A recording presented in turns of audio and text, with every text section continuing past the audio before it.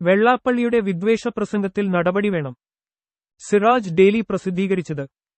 ഒരു ജില്ലയിലെ മുസ്ലിങ്ങളെയാകെ ഇകഴ്ത്തുകയും അക്രമകാരികളും വർഗീയവാദികളുമായി മുദ്രകുത്തുകയും ചെയ്ത വെള്ളാപ്പള്ളിക്കെതിരെ ശക്തമായ നടപടി സ്വീകരിക്കേണ്ടതുണ്ട്.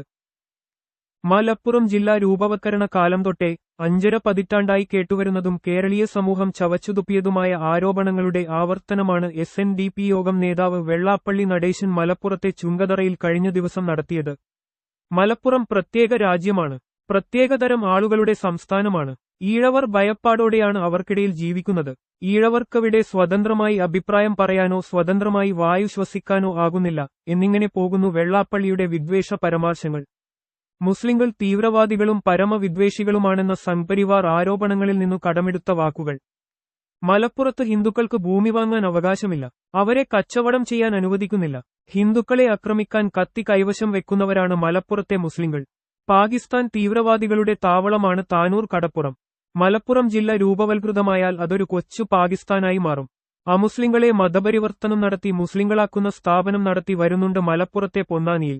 ജില്ല രൂപവൽകൃതമായാൽ പാക് തീവ്രവാദികളുമായി മലപ്പുറത്തെ മുസ്ലിങ്ങൾ ബന്ധം സ്ഥാപിക്കുമെന്നായിരുന്നു 1969 ജില്ലാ രൂപവത്കരണ കാലത്ത് സംഘപരിവാർ വൃത്തങ്ങൾ പ്രചരിപ്പിച്ചത്. സ്വാതന്ത്ര്യ സമര സേനാനി, കേരള ഗാന്ധിയെന്നറിയപ്പെട്ടിരുന്ന കെ കേളപ്പന്റെ നേതൃത്വത്തിൽ ഒരു വിഭാഗം അന്ന് ജില്ലാ രൂപവത്കരണത്തിനെതിരെ രംഗത്തുവരികയും കേളപ്പൻ ചെയർമാനായി ജില്ലാവിരുദ്ധ സമിതി രൂപവത്കരിച്ചു പ്രവർത്തിക്കുകയും ചെയ്തു. BJP നേതാവ് ഒ രാജഗോപാലായിരുന്നു സമിതി കൺവീനർ. രാജ്യത്തിന്റെ സുരക്ഷിതത്വത്തിനു ഭീഷണിയാണ് മലപ്പുറം ജില്ല.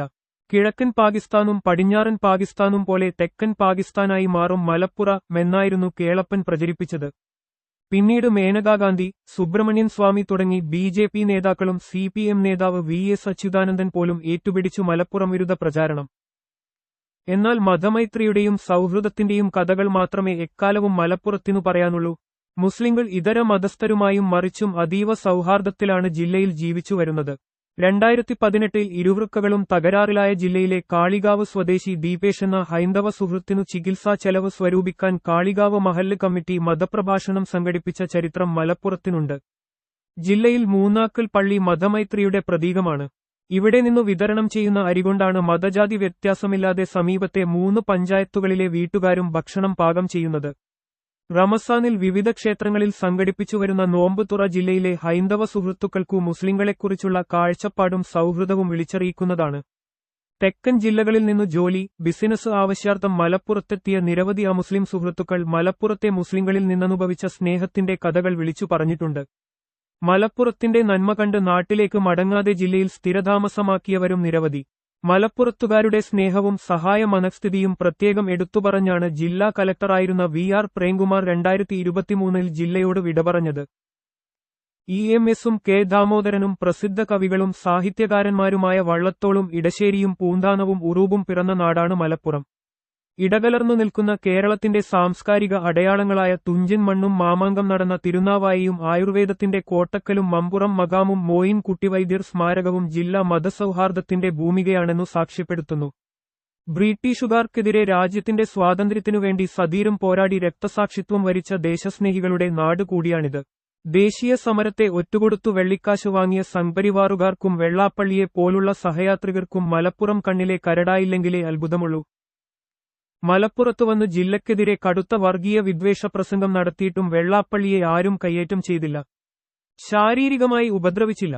അതല്ല മലപ്പുറത്തിന്റെ പൈതൃകം. ഉത്തർപ്രദേശിലോ ഗുജറാത്തിലോ ചെന്ന് ആ സംസ്ഥാനത്തെയും നാട്ടുകാരെയും അധിക്ഷേപിച്ചു സംസാരിക്കാൻ ആരെങ്കിലും തുനിഞ്ഞാൽ ജീവനോടെ തിരിച്ചുപോരാൻ കഴിയുമോ? ഒരു ജില്ലയിലെ മുസ്ലിങ്ങളെയാകെ ഇകഴ്ത്തുകയും അക്രമകാരികളും വർഗീയവാദികളുമായി മുദ്രകുത്തുകയും ചെയ്ത വെള്ളാപ്പള്ളിക്കെതിരെ ശക്തമായ നടപടി സ്വീകരിക്കേണ്ടതുണ്ട്. പ്രതികൾ മുസ്ലിങ്ങളെങ്കിൽ ഭീകരവിരുദ്ധ നിയമം ചുമത്തി കൽത്തുറുങ്കിലടക്കുകയും അമുസ്ലിങ്ങളെങ്കിൽ കണ്ണടക്കുകയും ചെയ്യുന്ന സമീപനമാണ് പോലീസിന്റെ ഭാഗത്തു സാധാരണ ഉണ്ടാകാറ്. വെള്ളാപ്പള്ളിയുടെ കാര്യത്തിൽ അതാവർത്തിക്കരുത്. SNDP യോഗം പ്രാദേശിക ഘടകം ഈ മാസം 11 ചേർത്തലയിൽ വെള്ളാപ്പള്ളി നടേശന് സ്വീകരണ പരിപാടി സംഘടിപ്പിക്കുന്നുണ്ട്. മുഖ്യമന്ത്രി പിണറായിയും മന്ത്രിമാരായ P പ്രസാദും P രാജുവും VN വാസവനും പരിപാടിയിൽ പങ്കെടുക്കുമെന്നാണ് സംഘാടകർ അറിയിച്ചത്.